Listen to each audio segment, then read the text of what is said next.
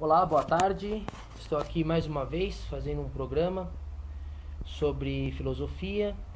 É um programa onde eu vou estar mostrando algumas teorias e obras filosóficas de alguns autores que fizeram a diferença na sociedade, né, desde os primórdios dela. E autores pensadores, né, que modificaram a maneira de muitas pessoas pensar, formadores de opinião, principalmente.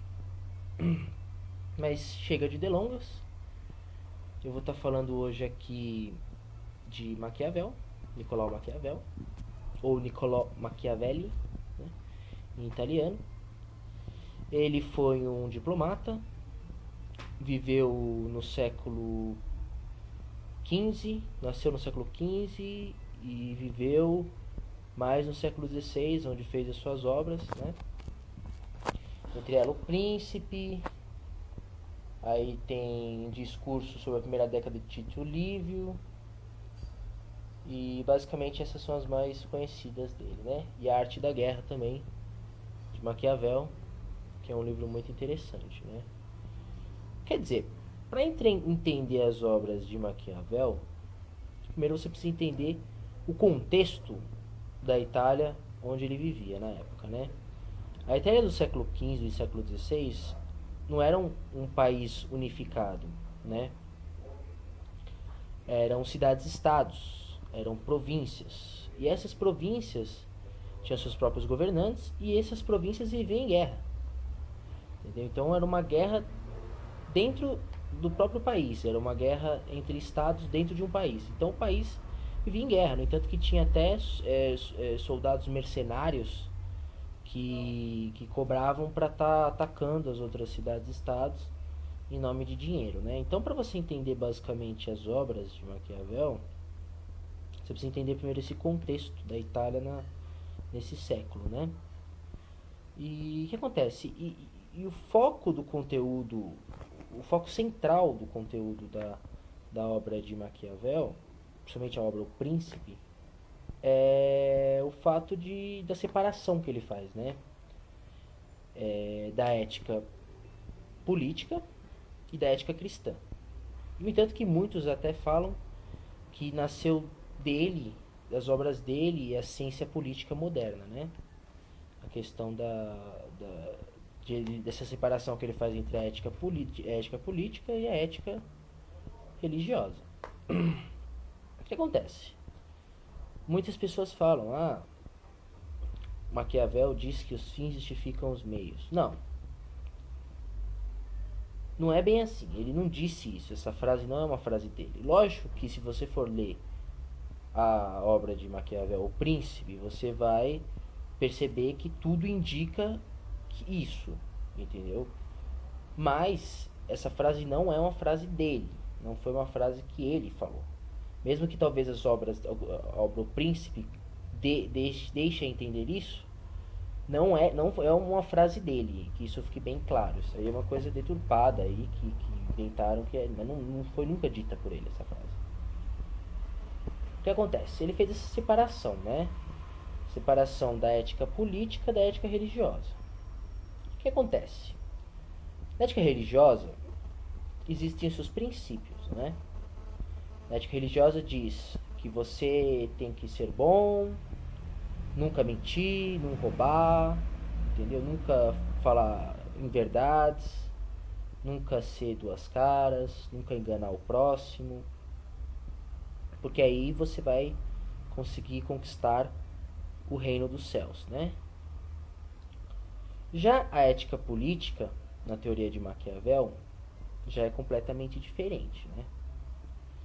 Ele vai dizer que para você ser um bom governante, para você ser um bom príncipe, qualquer governante que seja, você precisa sim, em alguns momentos, mentir, sim, em alguns momentos manipular, sim, em alguns momentos ser falso, para conseguir assim concretizar seu objetivo, que é governar. Então ele vai fazer essa separação da ética política e da ética religiosa, né? Basicamente isso é o centro da da obra dele, entendeu? Esse é o centro da obra dele. Ele vai fazer essa separação, no entanto que a Igreja Católica vai cair de pau em cima dele, né? Ele vai dizer que para você ser um bom governante, para você poder salvar a sua cidade, você precisa ser mal quando necessário, entendeu? Ser mal quando necessário. Não é que você precisa ser mal o tempo todo, mas quando for necessário, você precisa ser mal. Ou então mentir para alcançar o seu objetivo, que é os seus fins desejados, né? Então ele vai falar isso, e a Igreja Católica com certeza na época vai cair de pau em cima dele, vai ir completamente contra essas teorias dele, né? Que vão completamente contra os dogmas da Igreja Católica na época, né? Aí nós temos aqui em relação às crueldades bem usadas, né? Que na visão dele, em alguns momentos você precisa estar sendo cruel, né? Tá sendo para poder alcançar seu objetivo, que é conseguir manter o seu poder perante a sociedade que você governa, né? Aí tem uma questão muito interessante que ele diz assim, né? Entre ser amado e ser temido, se puder, escolha os dois, né? Mas se tiver que escolher, que seja temido. Por quê? Ele quer dizer isso? Com o que ele quer dizer isso? Porque quando você ama, pessoas, tem um carinho pela pessoa, você tem um afeto pela pessoa, mesmo assim, você ainda em alguns momentos, no momento de nervoso, no momento de que você fica fora de si, você às vezes acaba magoando, acaba ofendendo, acaba tratando a pessoa de uma forma que ela não mereça, entendeu? Sendo injusto. Agora, quando você teme alguém, você dificilmente vai magoar aquela pessoa e vai sei lá, vai desacatar aquela pessoa, entendeu? Ao contrário de uma pessoa que talvez você ame, que você desacate.